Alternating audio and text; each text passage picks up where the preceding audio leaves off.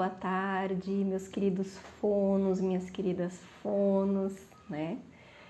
Estamos aqui começando mais uma live de terça, né? Religiosamente nas terças à tarde.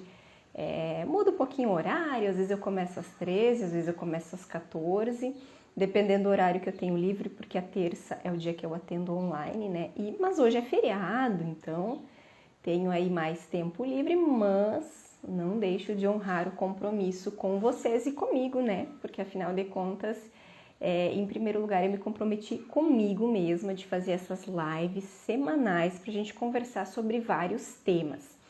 E o tema que eu escolhi falar hoje é sobre APA. O que é APA, né?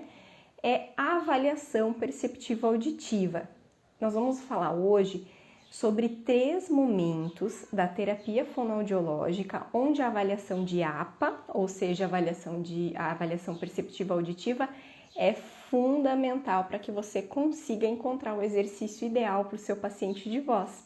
A gente vai falar sobre isso agora, eu vou dar alguns exemplos, vou falar como que eu faço, vou falar algumas coisas que eu vejo que algumas pessoas fazem errado. E aproveita e entra aí, assiste essa live, né? Vai tirando as dúvidas ao vivo. Quem for assistir gravado depois, coloca suas dúvidas também nos comentários. Me conta também o que você aprendeu, o que fez sentido. É legal saber também. Porque esses temas das lives eu estou sempre tirando de respostas da caixinha ou de pessoas que mandam mensagens, fazem perguntas lá no nosso grupo do Telegram Trocas em Voz, onde às vezes eu mando áudios e a gente troca bastante experiência também sobre casos clínicos. E aí eu pego as temáticas sugeridas, aquilo que o pessoal, né, fala que é mais difícil, enfim, vou pegando essas temáticas porque eu quero realmente trazer temas que para vocês sejam interessantes, sejam úteis, façam a diferença. E eu vou contar hoje como que para mim o treino, né, o uso da avaliação perceptiva auditiva realmente faz a diferença na escolha do exercício ideal. Então sejam todos bem-vindos, né, nessa live ou nesse vídeo, independente de onde você assistir. Só convidar a todos também para se inscrever lá no canal do YouTube, que agora eu tô, que é o canal Trocas na Fono mesmo. Então semanalmente tem lá sempre vídeos novos, com conteúdos novos, conteúdos interessantes, geralmente assim, bem aplicáveis à prática clínica ou até conteúdos mais teóricos que vocês precisam saber para conseguir ter uma boa prática clínica na área de voz. E o principal, que é o que a gente mais quer, né, gente?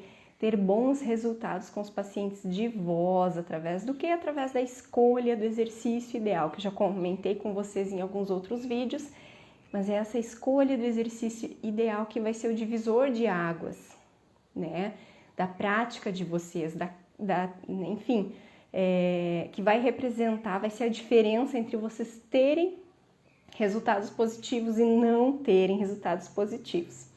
Mas vamos lá, então vamos ao contexto da aula de hoje, então dessa live de hoje. 3 momentos em que a avaliação de APA, avaliação perceptiva auditiva, é fundamental na escolha do exercício ideal. Bom, como que surgiu esse tema?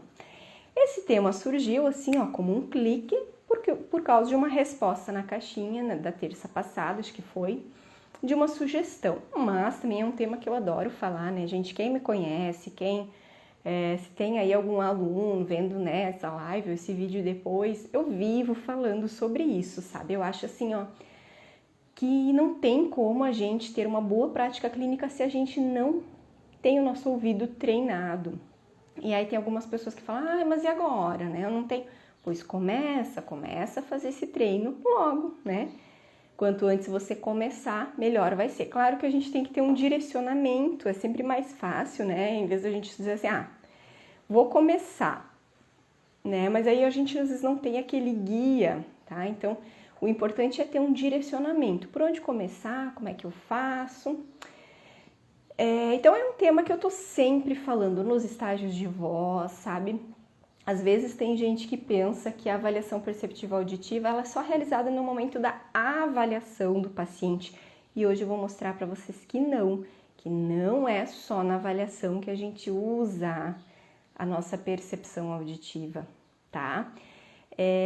Então, antes eu quero também começar a falar sobre um contexto, assim, só para motivar vocês. Quem ainda não tem muito treino na avaliação perceptiva auditiva, começa mesmo. Vou contar agora um exemplo de como o nosso treino de avaliação perceptiva auditiva também pode melhorar a nossa credibilidade junto ao paciente. Há umas semanas atrás eu estava com uma paciente que estava tendo bastante queixa de pigarro. Na verdade, ela não percebia o pigarro, né? Eu que comecei a apontar, você tá percebendo que tá tendo esse pigarro? Daí ela falou, eu acho que eu tive só agora, porque eu não tô tendo pigarro durante o dia. Só que na verdade ela não estava percebendo, né? Já era uma coisa automática para ela. E eu falei assim, tá bom, então vamos monitorando, né? Porque talvez o teu refluxo esteja voltando. Era uma paciente que já tinha feito tratamento para refluxo, tinha nódulos vocais. E eu falei assim, vamos ir monitorando, tá? Tá, tudo bem. E aí na próxima sessão, de novo, volta e meia, eu apontava para ela assim, ó, e o pigarro. E ela meio que eu acho que ela se sentiu assim, vamos dizer assim, envergonhada, né? Porque ela não tinha percebido e ela tinha me dito que não estava tendo pigarro. Então é como se, sabe quando você pega uma criança no flagra, né? Mas não é que ela estava mentindo, é porque ela realmente não tinha percebido. E aí eu perguntei para ela, como é que tá o pigarro? Não tive. E aí no momento que ela falou isso, eu senti que começou a ter alteração na voz. Sabe quando a voz começa a ficar molhada, assim, que a gente sente que tem o pigarro?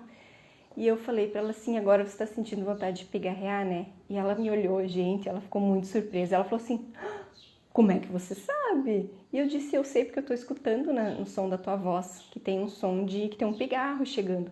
Nossa, essa paciente, ela ficou boba. Ela disse assim, não acredito, meu Deus do céu, tu é a bruxa da voz. Ela, até hoje eu lembro disso, ela é uma bruxa da voz. Como assim? E aí, na verdade, isso, assim, o fato da gente ter... E é uma coisa bem sutil, assim, porque ela ia não pigarrear, ela ia segurar o pigarro, né? Mas eu peguei ela ali. Então, é uma coisa, assim, que quando eles percebem que a gente ouve, mesmo que eles digam ou não digam, aumenta, né, a credibilidade. E assim também é quando o paciente chega, por exemplo, ele fez os exercícios, né, fez tudo certinho durante a semana, daí ele chega com a voz diferente, a gente fala assim, nossa, como a tua voz melhorou, né, então dá pra ver que você fez os exercícios, eles ficam assim, ó, nossa, como que você sabe? Então dá aquela sensação assim, não, essa pessoa sabe o que ela tá fazendo, né, porque eu não preciso nem falar que ela já está ouvindo, tá, então essa é a parte muito boa, a parte onde a avaliação de APA, todos esses anos aí de treino, essa prática que a gente tem, que nem sempre é fácil, né? Que envolve tempo da gente para fazer também, que é onde esse treino realmente vai fazer, né? Vai aumentar a nossa credibilidade junto ao paciente. E aí, gente, vamos lá, vamos ao que interessa. Então, estamos falando aqui da questão da escolha, da técnica ideal, né?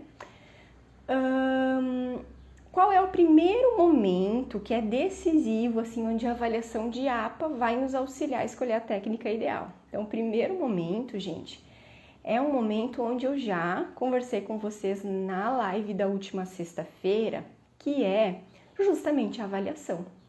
Né? É onde eu faço a avaliação do meu paciente e é onde, assim, ó, gente, principalmente eu tenho que determinar se a alteração que eu tô ouvindo, né, da voz, da qualidade vocal do paciente, se ela é relacionada à fonte glótica ou ao filtro vocal. A gente falou disso na live da semana passada, de sexta-feira. Quem quiser depois assistir, falei de formantes, né, e harmônicos. Então, assim, pra gente conseguir identificar aonde que tá essa nossa alteração, porque isso vai mudar, gente, o exercício que eu vou ter que fazer com o meu paciente. Então, é o primeiro momento realmente da avaliação, onde eu vou ter que determinar isso. É difícil? Claro que é difícil. Claro que é difícil, eu sei que é difícil.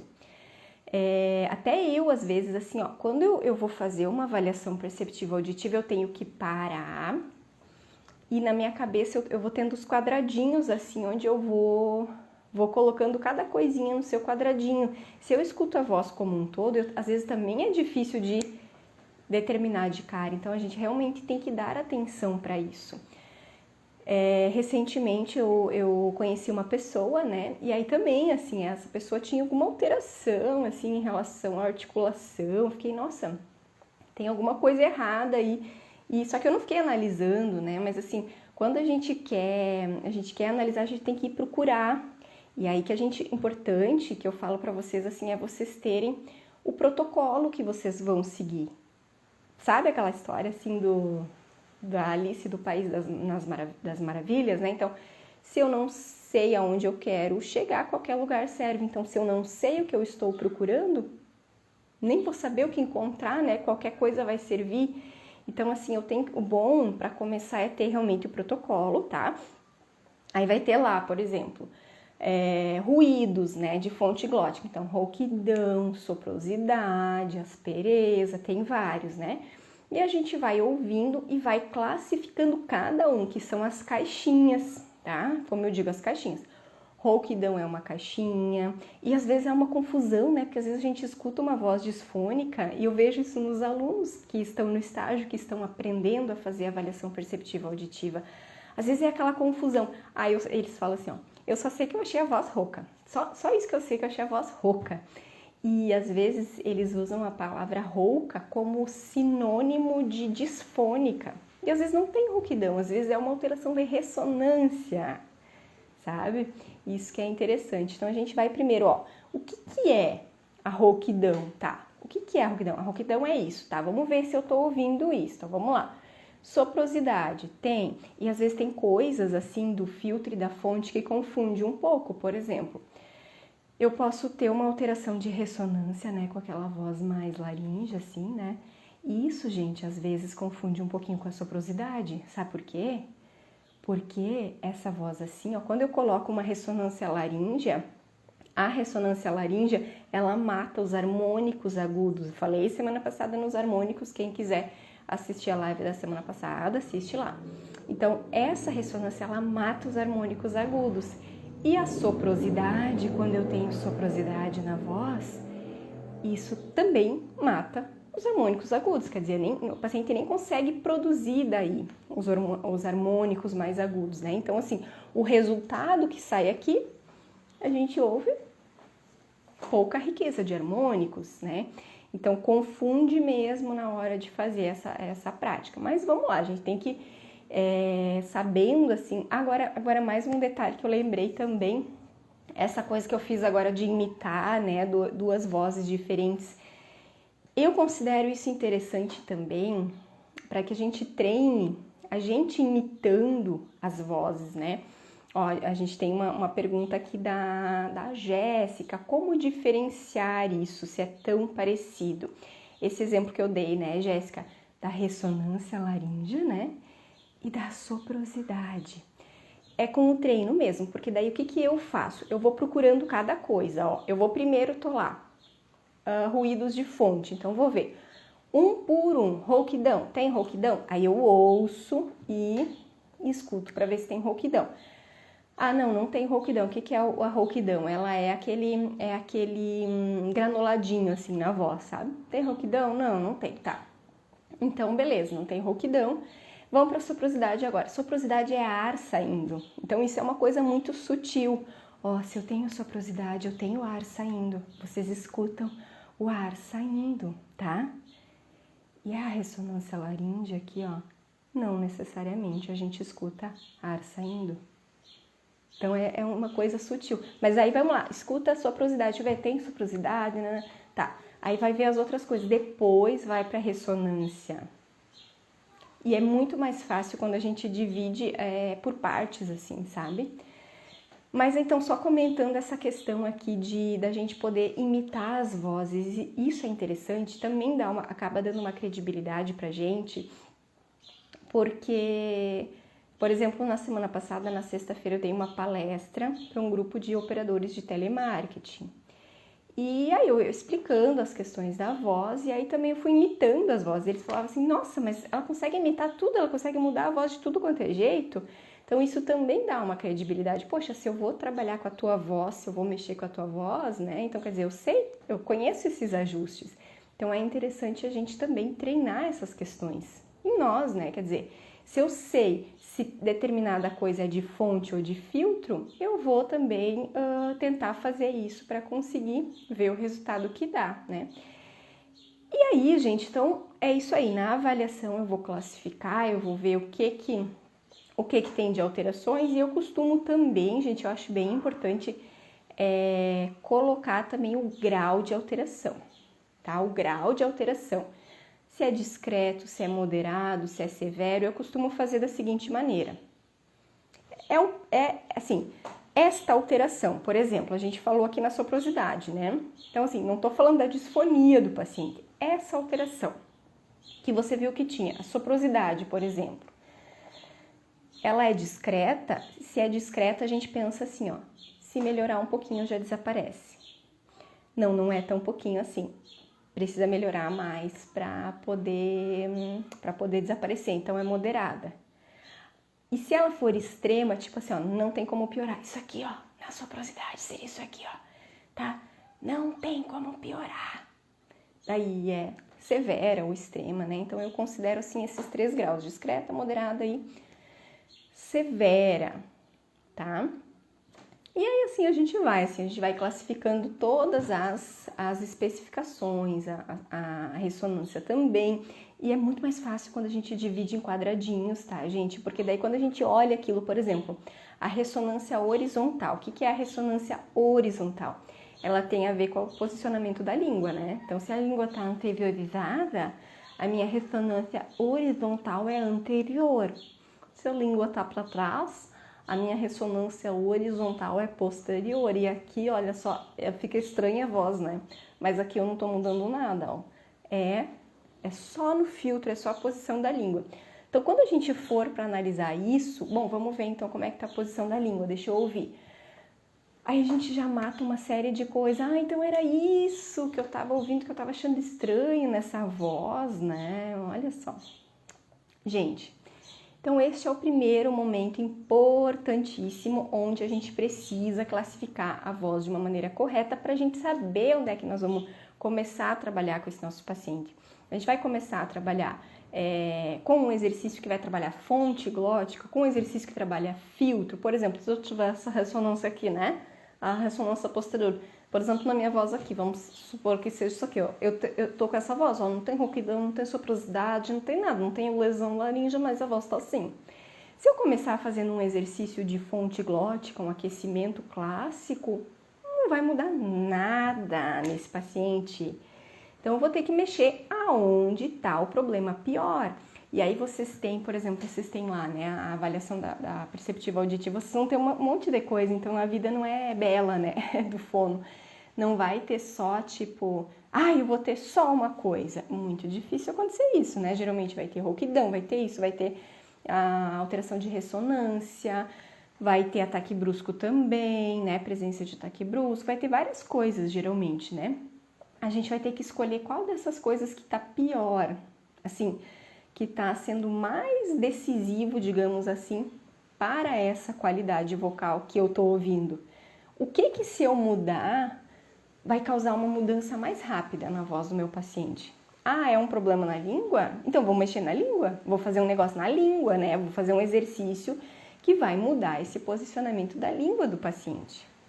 E não vou fazer um exercício de aquecimento puramente, entendem? Então ali, gente, é um momento crucial. E aí, gente, eu posso falar sobre avaliação perceptiva auditiva acho que uma semana inteira aqui direto, tendo assunto.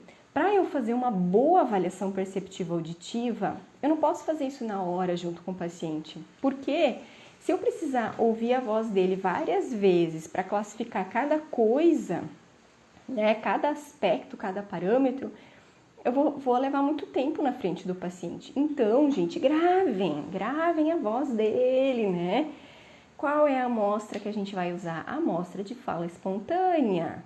No mínimo tem que ter 1 minuto de fala do paciente. Isso é ouro para vocês.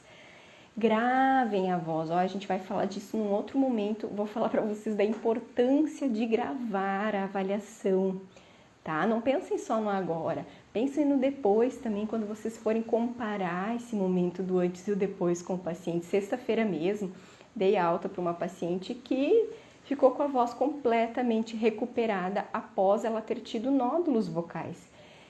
E é uma maravilha poder mostrar, olha como é que era a tua voz antes, olha como é que tá agora. Porque ele lembra mais ou menos, mas ele sente as sensações, né? Ai, é mais fácil de falar agora, mas lembrar, ele não lembra tão bem. E quando a gente mostra, assim, ó, a gente não pode perder esse momento que é tão importante. Então, assim, gravem a voz do paciente de vocês. Não pode ser 1 minuto ele só falando assim, não, sim, não. Não, gente, tem que ser ele falando de alguma coisa que seja natural, não pode ser leitura também, porque na leitura muda, já vai mudar o pitch, que é a sensação de frequência, tá? Então, assim, ó, gravem uma fala espontânea decente do paciente, para vocês analisarem depois. Beleza, gente, ó, primeiro momento onde a avaliação perceptiva auditiva é fundamental para escolher o exercício ideal. Ok. Aí eu classifiquei lá. Então eu vou escolher o exercício X, vou fazer com o meu paciente. Tá pronto? Tá resolvido o problema? Não, porque daí a gente tem mais 2 momentos ainda que são cruciais. Gente, o segundo momento é durante o treino, durante a execução da técnica desse paciente. Por parte do paciente, aliás, né? Durante o momento onde ele está fazendo a técnica. Por quê, gente? Porque ele tem que fazer a técnica do jeito certo. Por isso que eu fico louca às vezes quando eu vejo alguns vídeos assim nas próprias redes sociais. Faça esse exercício para sua voz melhorar. Daí a pessoa vai lá e ensina o exercício. E não vai, sabe? Entre assim você ensinar o exercício e o paciente fazer o exercício daquele jeito certo, é um caminho longo, sabe? É uma longa distância disso acontecer. Então, você vai ensinar o exercício para o paciente e você vai ouvir como é que ele está fazendo e você que vai dizer se está certo assim como ele está fazendo ou não. Ou se você tem que fazer algum ajuste, ou se não, ele fez tão mal esse exercício que esse exercício não é para ele. Se ele continuar fazendo o exercício dessa maneira, os nódulos vão crescer. Ou se não tem nódulos, ele vai fazer nódulos ainda. Então, vocês que têm que ter essa função realmente. Então, através do quê? Gente, isso também é avaliação perceptiva auditiva, né? Não deixa de ser. É eu avaliar perceptivo auditivamente como que está sendo o som dessa técnica que o paciente está fazendo. Isso eu falo também bem seguido nos estágios, assim, é bem seguido lá nos estágios. A gente tem as salas de atendimento e a gente tem o espelho, espião e a gente tem fones onde a gente ouve, né, o que está acontecendo na sessão.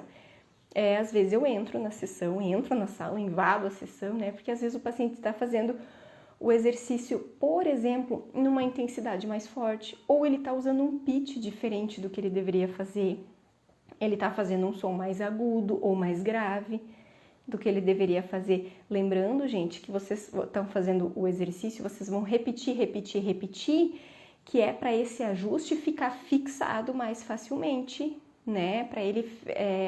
Para o paciente conseguir automatizar mais fácil esse ajuste. Então, se vocês vão fazer um exercício onde ele vai fazer, por exemplo, um som mais forte do que ele deveria, ele vai seguir fazendo isso. Por exemplo, pega lá um paciente que tem uma disfonia hiperfuncional, que são aquelas disfonias várias que a gente tem, né, mas que são típicas de hiperfunção vocal. Então, aquele paciente que tem muitos usos incorretos, muitos abusos, que ele costuma falar muito, que ele costuma falar forte, pode ser, por exemplo, nódulos vocais, ou até mesmo uma disfonia funcional, né, com componente hiperfuncional.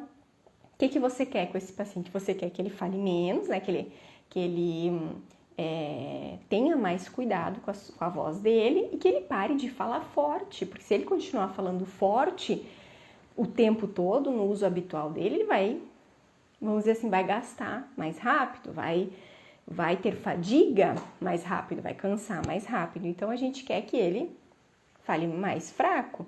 Não adianta a gente falar isso pro paciente. Lembrem, gente, lembrem de mim, ó. Entre você falar um negócio pro paciente e o paciente fazer aquilo ali, o caminho é longo. O caminho é longo, então vocês têm que treinar junto com ele, tá? Então, pensa comigo, ele é um paciente que fala forte. Daí, se ele vai fazer o exercício desse jeito que ele fala, ou seja, falando forte, né? Se ele vai fazer o exercício no mesmo volume da fala que estava sendo habitual dele, que é uma fala forte, vai adiantar? Será o exercício? Talvez melhore a ressonância dele, né? Talvez vai melhorar a ressonância, mas aqui não vai melhorar, vai piorar. Então, se ele tiver, por exemplo, uma disfonia com alguma lesão laríngea, ou uma fenda, algum tipo de fenda glótica característica de um comportamento hiperfuncional, isso vai piorar. Então, gente, se o paciente está fazendo errado, a gente tem que falar na hora. Para ele, ó, não é assim, vamos fazer diferente. Tá fazendo muito forte, baixa um pouquinho. E a gente tem outros recursos que a gente pode utilizar, por exemplo, o MindVox, para ajudar ele a monitorar. A gente pode gravar ele fazendo, mostrar, sei lá, ajudar ele a monitorar essa parte auditiva dele também, já que ele vai fazer depois sozinho em casa, toda essa questão, né? Então, a gente tem que monitorar ali na hora como que ele está fazendo. Isso é fundamental. Se ele não fizer o exercício direito, não vai sentir melhora da voz. Não vai. Então, ele tem que fazer certinho e é a nossa responsabilidade fazer com que ele faça certinho. Então, esse é o segundo momento onde a avaliação perceptiva auditiva é fundamental para que a gente consiga, né, achar, poxa, essa técnica é a técnica ideal. Terminou a sessão, pode fazer em casa esse exercício, porque vocês não vão orientar para o paciente fazer em casa um exercício que não deu certo, um exercício que não foi bom, um exercício que o paciente não conseguiu fazer, vocês não vão orientar. E eu também sou contra de fazer isso aqui, ó. Eu tinha planejado 3 exercícios para hoje, mas deu tempo de fazer só 2, mas no final da sessão eu vou orientar ele a fazer os 3 em casa. Vai orientar a fazer como o terceiro, se você não fez com ele? Não pode, tem que mandar ele fazer em casa só aquilo que foi treinado, tá? Beleza, então já falei agora do primeiro momento, onde a avaliação perceptiva auditiva é super importante, que é a avaliação propriamente dita, né? Onde você vai então definir se a alteração é de fonte ou de filtro, depois, durante a execução do exercício. E o terceiro momento, qual que é, gente? O que vocês acham? Qual que é o terceiro momento importante onde a avaliação perceptiva auditiva faz toda a diferença na escolha do exercício ideal? Gente, depois da execução do exercício, é o depois. Também, gente, não percam esse momento de ouro. Eu falo para as minhas alunas assim, ó. Se vocês ainda não conseguem perceber no final se a voz melhorou ou piorou, gravem antes e depois para a gente poder ouvir, né? Para eu ajudar elas também. Mas assim, não necessariamente sempre tem que gravar esse momento. Se você já tem mais prática, tudo bem. Só que tem que ouvir, né? Então vamos ver, ó, fez lá 10 minutos de exercício, sei lá quanto tempo que você determinou. Tá, agora vamos ver como é que ficou a voz. Peça para o paciente sentir também, né? E você vai ouvir. E aí aqui, gente, vem um pulo do gato, tá? Que eu quero dizer para vocês. Gente, prova terapêutica. A Dani, olha só, querida, isso aí, Dani, é uma prova terapêutica isso, né? Que é saber se essa técnica, ela ajudou esse paciente ou se ela não fez efeito nenhum ou se ela piorou a voz. Mas aí, sobre a prova terapêutica, eu quero falar para vocês aqui um pulo do gato. Porque às vezes, gente, a gente tem a prova terapêutica positiva, negativa e neutra, tá? Neutra é quando não faz diferença nenhuma. Positiva é quando aquela técnica é boa para o meu paciente, certo? Gente, vocês sabiam, olha a polêmica que eu vou causar agora, tá? Vou causar um revertério aqui. Mas assim, ó, às vezes uma prova terapêutica ela pode ser considerada positiva quando a voz piora? Olha o que eu tô falando. gente, isso aconteceu comigo com um paciente na semana passada e curiosamente aconteceu depois na quinta-feira no estágio, acho que com 2 alunas. O que acontece? Vou explicar para vocês, olha só, pensem comigo, tá? Um paciente, ó, o paciente que aconteceu comigo era um paciente com nódulos vocais, tá? Paciente com nódulos vocais, ele tem o costume, ele é uma disfonia hiperfuncional, certo? Então, ele tem um componente de hiperfunção vocal da musculatura, então ele aperta, né? Geralmente ele tem essa coisa da voz comprimida e aperta. Quando a gente escuta a voz desse paciente, às vezes a gente não ouve tanta rouquidão, né? Por exemplo, esse meu paciente aí, esse é uma outra paciente do estágio também, a gente escuta aquela voz disfônica que é mais assim, a gente escuta bastante as alterações de ressonância, mas a gente não escuta aquele granulado assim da rouquidão, sabe? A rouquidão ela é meio granulada, né?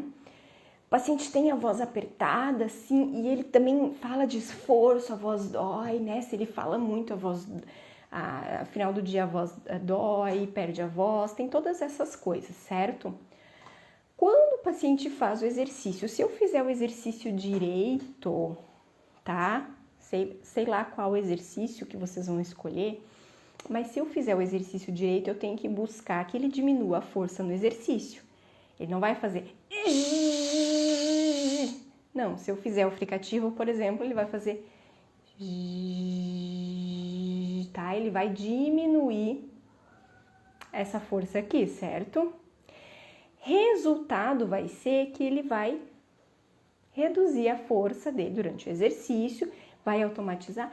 Depois do exercício, a fala dele vai ficar menos apertada, porque você conseguiu, com o exercício, tirar aquele excesso de tensão.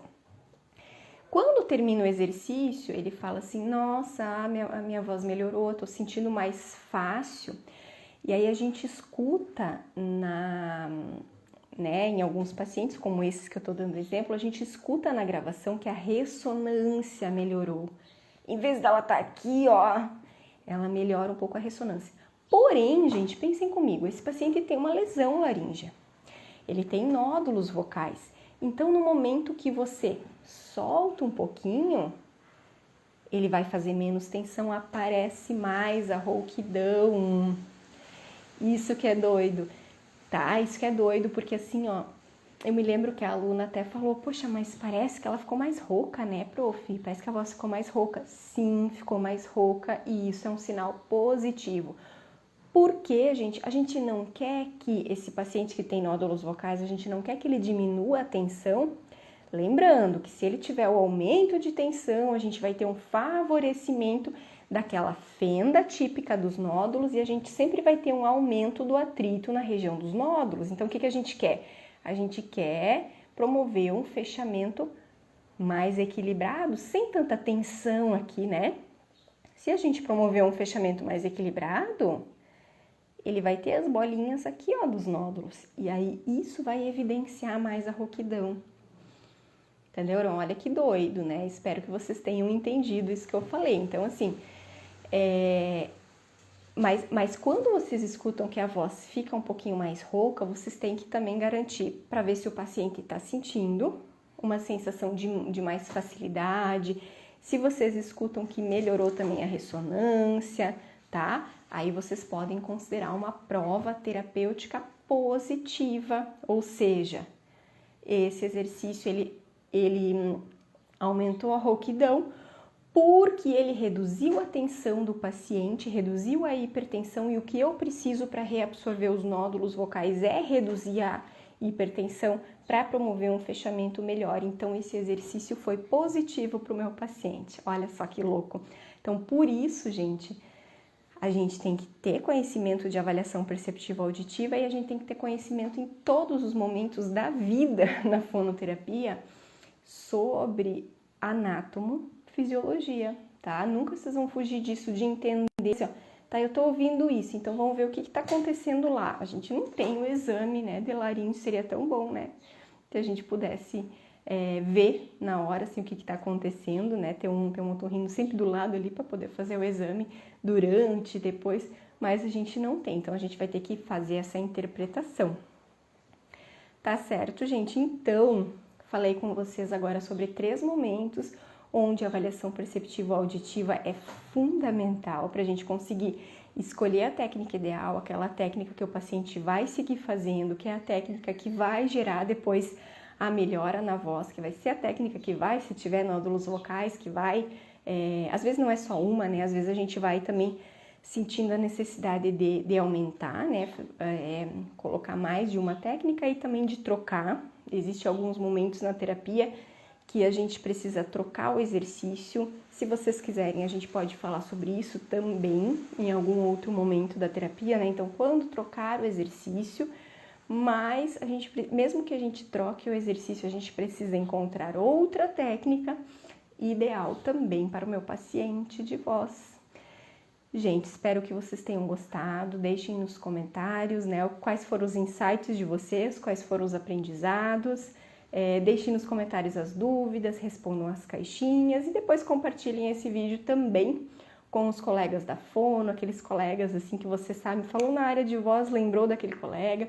Compartilha para a gente conseguir ter um crescimento dessa área de voz, né? Um crescimento, assim, uma melhora na atuação positiva nessa área, para que a gente consiga ter mais fonos que trabalhem bem, porque daí a área vai ser mais valorizada e com certeza vai ter muito mais pacientes para todo mundo, porque daí a gente vai conseguir mais resultados positivos, né, para todos os pacientes. E aí os pacientes vão também se multiplicar, vai se multiplicar o número de pessoas que querem também esses resultados positivos.